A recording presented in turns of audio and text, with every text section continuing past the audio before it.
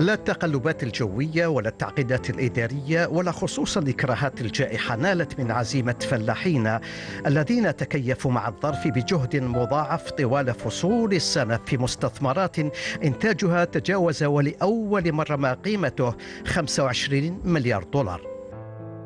رانا في الجائحة هذه، في كورونا هذه، رانا ما حبسناش، رانا نخدموا واقفين على قدم وساق، ورانا ندوا في الإنتاج للسوق، وخدمنا درنا الديكساج، درنا الاسمده، درنا التقليم. الجيش الابيض والجيش الاخضر وتاع الفلاحه هما اللي ما حبسوش في وقت كورونا.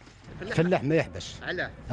يخدم، الا يحبس الفلاح يحبس كلش. لازم الانتاج هذا يديروا له حل، لازم مانيش عارف، لازم الدوله تدعم، لازم تفتح الاسواق.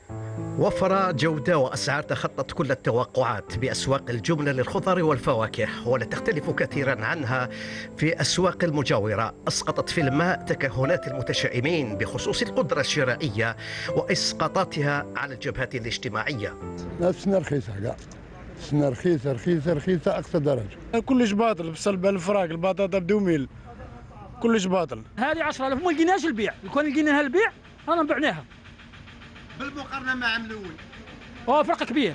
احنا المواطن الجزائري ياكل تفاح اكل عام 12 شهر ياكلوا ب 20 ميل، 20 ميل حاجه مليحه. انتجنا تفاح كاين الفايض، انتجنا طماطم كاين الفايض، انتجنا، ولكن لا حنايا ماذا بينا التخزين، ماذا بينا التبريد، وماذا بينا التحويل.